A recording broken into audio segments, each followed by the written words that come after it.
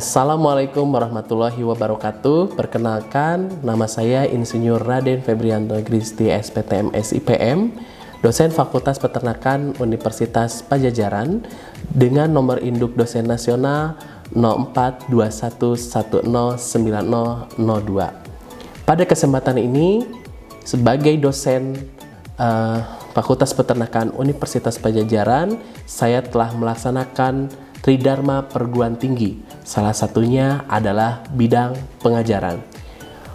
Adapun mata kuliah yang saya ampu di program studi peternakan Fakultas Peternakan Universitas Padjadjaran adalah Produksi dan Manajemen Ternak Perah, yang merupakan mata kuliah ini adalah binaan atau di bawah Laboratorium Produksi Ternak Perah Fakultas Peternakan Universitas Padjadjaran.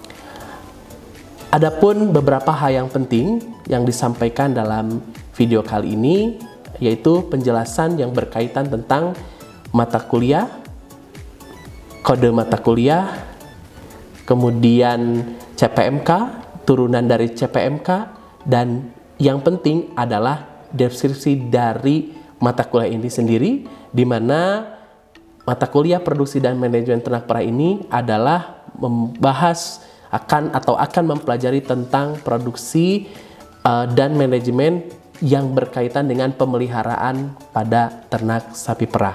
Selain itu juga ada beberapa referensi yang digunakan untuk kegiatan perkuliahan bagi mahasiswa. Di dalam video pengajaran ini ada beberapa hal yang menjadi sangat penting untuk keberlanjutan atau untuk tercapainya suatu pengajaran kepada mahasiswa. Yang pertama adalah delivery. Delivery adalah proses penyampaian yang dilakukan oleh dosen kepada mahasiswa secara jelas dengan materi yang diberikan selama kurang lebih 1 semester. Kemudian interaksi atau interaction adalah proses di mana kegiatan belajar mengajar di dalam kelas yang menimbulkan adanya komunikasi ya di antara mahasiswa dengan dosen, kemudian juga dosen dengan mahasiswa yang dinyatakan atau yang diberikan dalam suatu pertanyaan. Kemudian ada assessment. Assessment merupakan penilaian yang dilakukan oleh dosen atau mengevaluasi terkait dengan materi yang diberikan.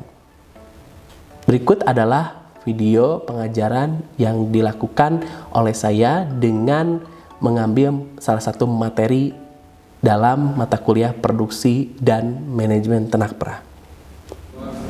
Assalamualaikum warahmatullahi wabarakatuh. Waalaikumsalam warahmatullahi wabarakatuh. Ya, selamat pagi, salam sejahtera untuk kita semuanya. Alhamdulillah hari ini kita bisa bertemu kembali ya di mata kuliah Produksi dan Manajemen Ternak Perah ya, bahwa minggu lalu pertemuan pertama sudah diberikan ya berkaitan dengan bangsa dan sejarah tentang sapi perah. Nah, hari ini kita akan melanjutkan materi berkaitan dengan reproduksi pada sapi perah ya. Barangkali minggu lalu materinya sudah dipahami betul ya berkaitan dengan bangsa-bangsa sapi perah. Sudah.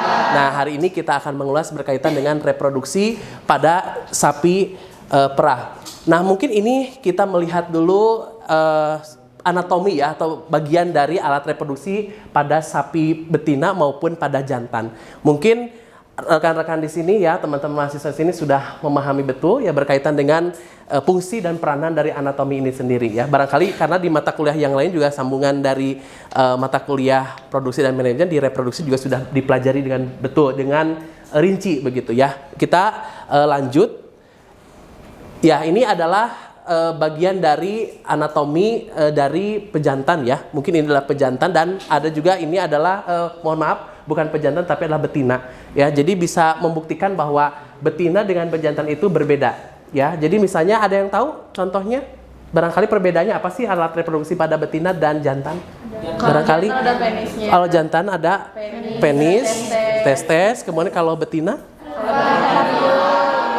vagina, ya ovarium, uterus ya dan seterusnya. Jadi Anda sudah memahami betul berkaitan dengan sistem reproduksi ini pada betina ini. Ya, nah ini adalah yang jantan yang mungkin tadi sudah dikemukakan ya oleh Anda ya berkaitan dengan alat jantan. Nah, ini adalah tentang estrus dan pubertas ya, di mana fase estrus ini berdasarkan perubahan gejala luarnya ya, di mana terbagi menjadi 4 bagian. Ada proestrus, kemudian ada estrus dan ada metestrus dan diestrus. Nah, yang proestrus ini itu adalah fase persiapan ya, di mana terjadi atau ciri-cirinya itu adalah perubahan sedikit gelisah, kemudian pulpa mulai merah dan bengkak ya, kemudian juga belum mau kawin.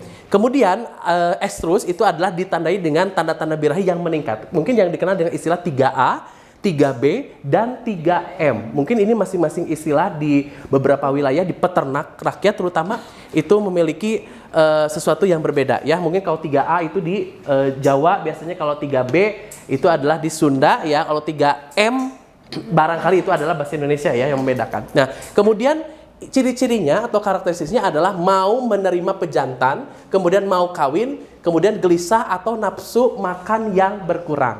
Jadi aktivitas makan yang berkurang ini tentu ini adalah pengaruh dari aktivitas yang tadi ya terjadi proses adanya estrus begitu. Jadi tidak sampai di mana bahwa si ternak itu boro-boro ya atau mau makan, tetapi juga dia fokus kepada proses perkawinannya. Ya, kemudian juga ada metestrus. Ini adalah hampir sama dengan proestrus ya, di mana betina menolak untuk kawin. Kemudian diestrus adalah aktivitas kelamin yang tidak terlihat. Artinya diestrus ini kira-kira sama dengan proses yang mana? Yang proestrus ya, yang proestrus. Jadi sekali lagi, jadi di mana bahwa pada sapi perah ini ketika berkaitan dengan reproduksi ya dipengaruhi oleh beberapa aspek perubahan ya. Ada proestrus, kemudian ada estrus, kemudian ada estrus, diestrus, metestrus ya, diestrus. Jadi memang ada 4 bagian yang sangat penting ini ya. Kemudian ini adalah sebetulnya developing atau proses perkembangan follicle secreting, karena memang berawal ternak itu fetus itu berawal dari apa? Ada yang tahu? Ovazigot ya. Kemudian juga nanti akan berkembang menjadi sebuah follicle. Kemudian juga follicle yang dipengaruhi oleh beberapa hormon sehingga nanti akan melakukan proses pelepasan ya, atau yang dinamakan dengan proses apa? Ovulasi ya. Kemudian nanti masuk ke bagian ovidat. Nah, di sini juga tentu melalui beberapa tahapan ya. Tadi yang sudah dipaparkan atau yang sudah dijelaskan bahwa melalui beberapa tahapan ya, proestrus, estrus, metestrus dan diestrus tentunya. Nah, oleh karena itu kalau melihat seperti ini kan dia adalah siklus ya nampaknya ya, seperti Anda bisa lihat di PowerPoint ini ya. Nah, di sini ada kira-kira kalau estrus ini memiliki tahapan berapa lama? Atau misalnya dia paling singkat atau bagaimana? Paling singkat. Ya, paling singkat. Kira-kira berapa lama? 1 hari. Ya, 1 hari 24 jam. Dan rata-rata itu berapa jam? Ya, kalau kita ukur dengan waktu 18 sampai kurang lebih 21 jam. Rata-ratanya ada 21 jam ya. Tapi intinya bahwa Anda di sini perlu memahami betapa pentingnya begitu ya siklus ini, karena memang kalau kita program perkawinan pada sapi perah itu memang ini cenderung harus kita perhatikan. Kapan saat estrus yang baik, saat kapan misalnya estrus yang baik itu artinya dia ditandai dengan tadi ya tanda-tanda birahi itu. Jadi kita harus memahami betul berkaitan dengan hal ini ya. Kemudian nah ini adalah di mana perkembangan sebetulnya ada days of estrus cycle-nya ya. Jadi di sini memang ini ada perubahan-perubahan dari ovarium ya, kemudian dari strukturnya, kemudian perubahan dari hormon ya, konsentrasi terutama selama masa siklus estrus itu sendiri. Nah, makanya siklus estrus ini sangat penting sekali ya di setiap ternak maupun di manusia juga kan ada siklus ya. Mungkin kalau di manusia bukan siklus, ada siklusnya namanya menstruasi begitu. Bagi perempuan, kalau laki-laki kan tidak ada menstruasi ya begitu. Nah, sehingga ini yang menjadi hal yang sangat penting ya untuk kita memahami dari hari pertama, kedua, ketiga sampai dengan hari ke-21 ya. Kemudian nah ini adalah siklus estrus yang mungkin tadi sudah disinggung ya, bahwa lamanya atau kisarannya itu ternyata siklus estrus kisaran 17 sampai 24 hari. Kemudian rata-ratanya itu ada di 21 hari ya. Jadi memang itu cukup lama rentangnya. Kemudian darah itu 16 sampai 22 hari ya. Ini sangat bergantung kepada berbeda ya. Sapi yang sudah birahi yang kedua kali, ketiga kali, tentang yang pertama ini darah, terutama ini darah yang memang siap untuk dikawinkan. Itu selama 16-22 hari ya. Lama estrus di sini kisarannya 6 sampai 36 jam. Dengan rata-rata tadi yang sudah disampaikan 18 sampai 19 jam kurang lebih ya. Nah, di sini dilanjutkan dengan proses pubertas ya. Jadi memang ini ada pubertas ini di mana kisarannya adalah 8 sampai 12 bulan. Nah, ini dipengaruhi oleh apa? Tentunya dipengaruhi oleh kandungan nutrien atau nutrisi yang ada atau yang diberikan, yang nutrisi yang ada di dalam pakan ya, diberikan, ini sangat berpengaruh. Nah, ini kalau protein yang rendah, kalau misalnya lebih dari 12 bulan ini, maka akan menyebabkan bagaimana? Dengan pakan protein yang tinggi juga dengan proporsi waktunya 8 bulan, itu pasti akan membedakan apanya? Adalah ya di mana siklus atau misalnya mengalami masa pubertasnya begitu ya. Jadi ini yang perlu kita perhatikan, siklus estrus, selama estrus, pubertas, kemudian rata-rata dan kisaran waktunya juga ini sangat penting untuk kita pelajari. Nah, ini ada kawin pada sapi dara ya.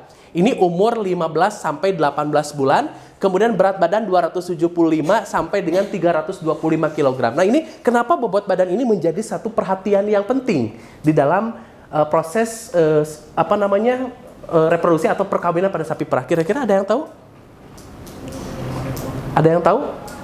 Hubungannya dengan apa? Kira-kira kalau misalnya berat badan ini sangat berpengaruh ya pada proses perkawinan.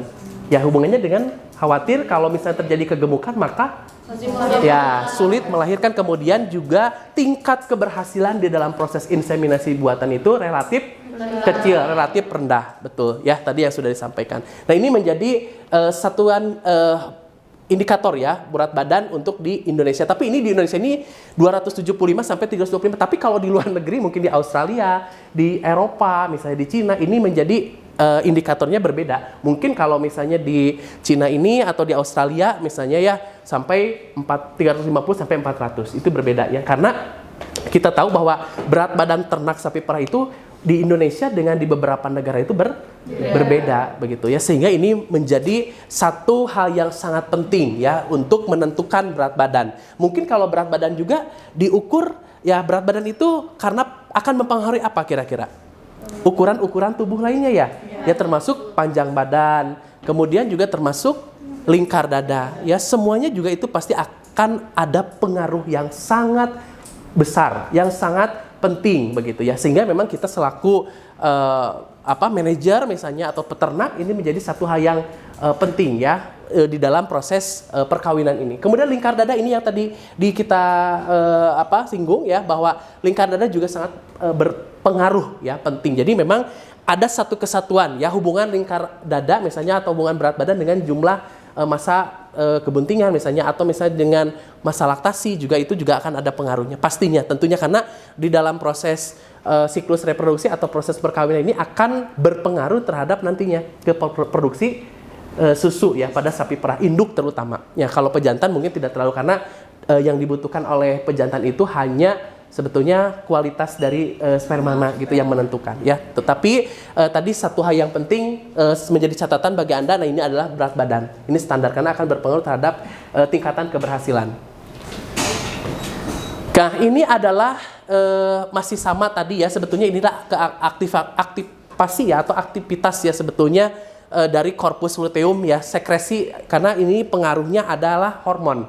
Ya, sekali lagi, kira-kira kalau hormon yang berpengaruh di dalam, kalau kita lihat ini ya siklusnya, siklus estrus ya, proestrus, kemudian diestrus, itu ada beberapa pengaruh hormon yang melibatkannya di dalamnya ini. Kira-kira hormon apa saja yang berpengaruh? Nah, estrogen, progesteron ya. Kalau hanya itu pada betina. Kalau misalnya pada pejantan itu kira-kira apa? Testosteron ya. Jadi memang itu yang berpengaruh ya di dalam proses tadi ya, aktif ya, jadi masa aktif dari corpus luteum ya, terutama untuk sekresi progesteron ini. Nah, selama proses perkembangan ini tentunya folikel sekresi ya, terutama ini ada sekresi estrogen. Nah, ini terjadi pada kapan? Kira-kira estrogen itu dikeluarkan ketika masa estrus atau proestrus? Pada masa estrus ya. Jadi memang ini yang menjadi sesuatu hal yang penting ya bagi kita untuk mengetahui kapan saat hormon itu mulai dia mensekresi atau berperan di dalam bagian tubuhnya itu sendiri ya. Dan memang ini menjadi hal yang sangat penting ya di sini. Oke, sampai sini ada yang ingin ditanyakan dulu barangkali? Ya, silahkan. Namanya siapa? Perkenalkan, nama aku Sally Cynthia Sitorus dengan MPN terakhir 030. Kan suka ada ya Pak yang masa estrusnya tuh nggak kelihatan atau silent treat. Nah itu tuh cara mengatasinya tuh kayak gimana?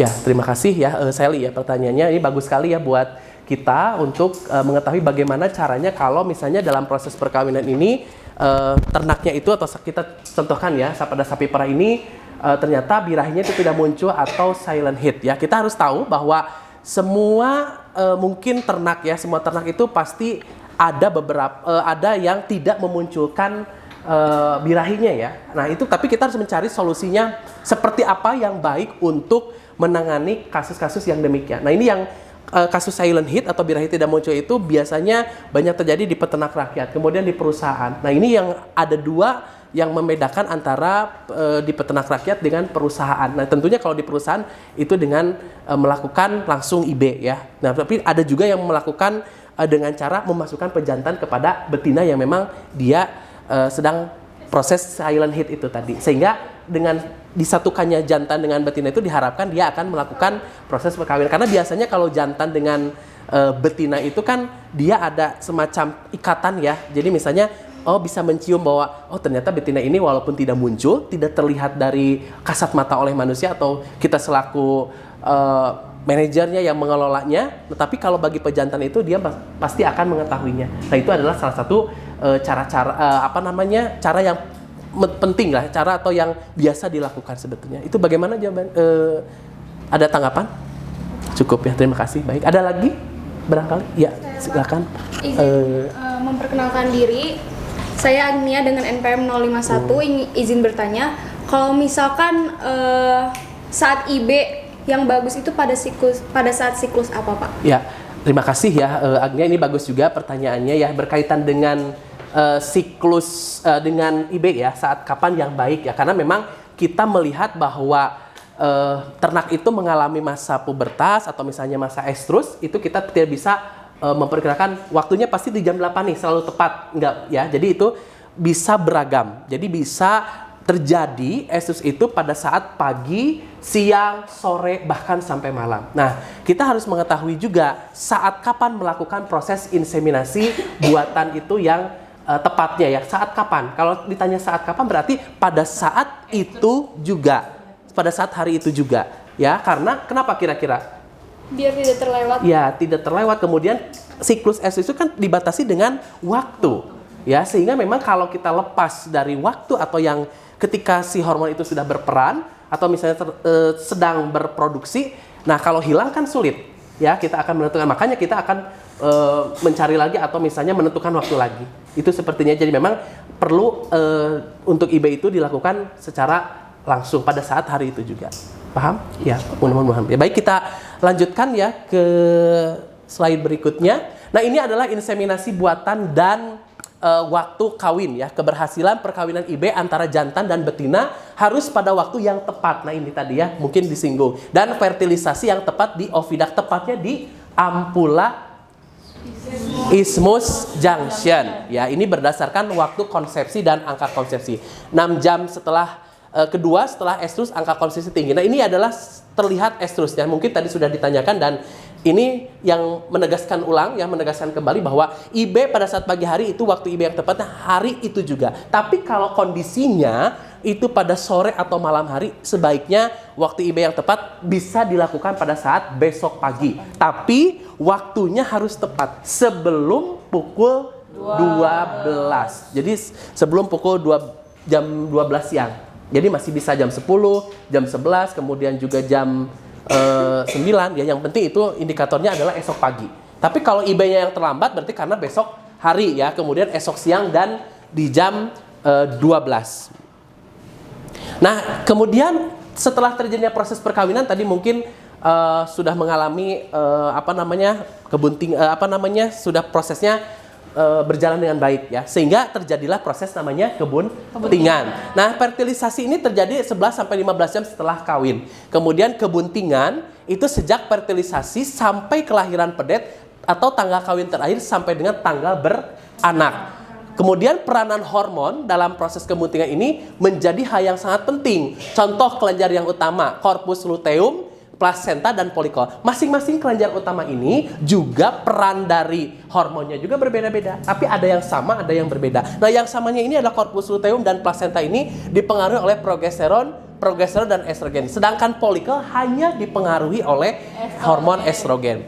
Konsentrasi hormon selama kebuntingan. Nah, ini yang perlu menjadi catatan penting bagi Anda semua, bahwa di sini adalah hormon ini yang paling penting di dalam proses kebuntingan adalah progesteron, estrogen, dan oksitosin. Nah, kapan saat hormon itu dia kadarnya itu tinggi atau rendah? Nah, di sini kita lihat saat implantasi, mengingatkan implantasi itu apa? Proses penempelan ya. Jadi penempelan pada bagian uterus. Nah, pada saat implantasi ini ternyata yang tinggi itu adalah estrogen. Sedangkan yang rendah adalah progesteron. Tapi untuk pertengahan kebuntingan terbalik ya. Estrogen yang rendah, progesteron yang tinggi. Nah, yang akhir kebuntingan ternyata balik lagi. Progesteron itu yang rendah, sedangkan yang estrogen itu adalah yang tinggi. Nah, hormon oksitosin selama implantasi maupun pertengahan kebuntingan itu tidak terjadi. Dan akhir kebuntingan ternyata oksitosin memberikan hasil yang positif ya. Nah, kelahiran adalah proses fisiologi uterus mengeluarkan fetus dan plasenta, dan tanda-tandanya adalah gelisah, pulpa bengkak, relaksasi ya. Kemudian juga ada serviks terbuka dan kolostrum kadang-kadang ke luar dari ambingnya. Tahapan kelahiran di sini ada tahap persiapan yang lebih lama daripada tahap perjalanan, dan perjalanan ini juga dipengaruhi oleh beberapa hormon yang mungkin nanti pada saat proses kelahiran itu menjadi lebih mudah merejan begitu ya. Oke, kita lanjutkan. Nah, ini adalah fase yang terakhir dari kebuntingan, pasti ada kelahiran. Nah, kelahiran ini yang mempengaruhinya adalah faktor-faktor yang menunjang perjalanan. Ya, di antaranya ada mekanik, kemudian juga ada hormonal, kemudian juga ada internal fetus ya. Nah, di sini ada mekanik, pembesaran fetus itu menjadi lambat, sedangkan hormonal adalah berkaitan dengan uterus berkontraksi, dan internal fetus juga fetus yang berusaha keluar begitu ya. Dan perjalanan merupakan gabungan dari ketiga faktor di atas begitu. Nah, kemudian masalah-masalah reproduksi ya. Jadi ini juga ada masalah-masalah reproduksi atau yang dikenal dengan adanya kegagalan reproduksi pada suatu ternak. Contohnya di sini sapi perah ya. Nah, faktor-faktor kegagalan reproduksi ini tata laksana pemeliharaan berawal atau disebabkan oleh salah satunya adalah pakan. Ya, pakan yang seperti apa? Berarti pakan yang memiliki kekurangan nutrisi atau nutrien yang dibutuhkan, karena ada dikenal sebagai nutrisi untuk reproduksi. Nah, itu adalah biasanya para peternak itu jarang sekali memperhatikan hal yang berkaitan dengan pakan yang akan berpengaruh terhadap nutrisi reproduksi. Kemudian genetik adalah turunan. Ya, karena memang kalau masalah reproduksi itu tidak hanya disebabkan oleh faktor lingkungan, tetapi juga disebabkan oleh faktor genetik ya, ini salah satunya. Kemudian ada pengolahan reproduksi, kemudian ada kecelakaan dan seterusnya. Dan ini adalah fertilitas ya, daya kemampuan untuk memproduksi keturunan. Kemudian banyak faktor yang mempengaruhi, sangat kompleks, dan intinya sih sebetulnya banyak faktor lah ya yang menyebabkan hal yang demikian itu tidak menjadi baik begitu ya, sehingga kegagalan reproduksi itu dan bisa terjadi. Ya, mungkin itu saja ya dari saya untuk materi hari ini berkaitan dengan sistem reproduksi pada sapi perah. Namun sebelumnya ada satu pertanyaan lagi barangkali? Ya, silakan. Oke Pak, aku izin bertanya. Perkenalkan, nama aku Adinda. Yang mau aku tanyakan adalah jika dibandingkan dengan sapi perah gitu, tingkat keberhasilan inseminasi buatan ini pada kambing dan kerbau itu seperti apa ya Pak? Ya, terima kasih. Ya, terima kasih. Bagus ya pertanyaannya tadi. Memang kalau kita berbicara tentang ternak perah ini kan sebetulnya kompleks ya. Tidak hanya berbicara tentang sapi, tapi kambing, kerbau juga. Tapi ada yang disampaikan tadi pertanyaannya bahwa tingkat keberhasilan inseminasi buatan itu yang bagus yang mana gitu ya, dari berbagai kelompok ternak itu. Yang ternyata memang penelitian beberapa hasil penelitian, hasil riset ya yang ada dalam sebuah jurnal itu yang menyebabkan sapi perah itu lebih tinggi dibandingkan dengan ternak-ternak yang lainnya, kambing atau buffalo ya, atau misalnya kerbau perah begitu. Tapi sedikit dengan kerbau itu agak seimbang lah. Tapi kalau kambing itu jauh ya. Tapi di peternak ini biasanya hanya 1-2% untuk kambing. Kalau 90%-an kalau untuk sapi dan kerbau ini ya, kalau kerbau mungkin 86-88%, tapi kalau yang sapi perah itu cenderung 90%-an gitu ya. Jadi itu yang menyebabkan mungkin perbedaannya di sini mungkin Anda semua belum mengetahui lebih banyak ya tentang tingkatan keberhasilan IB ya, karena memang ini sangat menentukan sekali di dalam istilahnya keberhasilan proses perkawinan. Baik, sebelum kita tutup untuk perkuliahan hari ini, untuk minggu depan akan ada tugas. Silahkan untuk mencari beberapa jurnal, baik itu internasional maupun nasional, yang berkaitan dengan aspek reproduksi pada sapi perah khususnya ya. Mudah-mudahan apa yang kita sampaikan hari ini bermanfaat ya, dan bisa dipahami betul. Sampai ketemu minggu depan. Terima kasih. Billahi taufiq wal hidayah. Wassalamualaikum warahmatullahi taala wabarakatuh. Waalaikumsalam warahmatullahi wabarakatuh. Demikian yang bisa saya sampaikan berkaitan dengan video pengajaran khususnya di mata kuliah Produksi dan Manajemen Ternak Perah program S1 Fakultas Peternakan Universitas Padjadjaran. Semoga dapat menjadi gambaran mengenai kinerja pengajaran yang saya lakukan. Wassalamualaikum warahmatullahi wabarakatuh.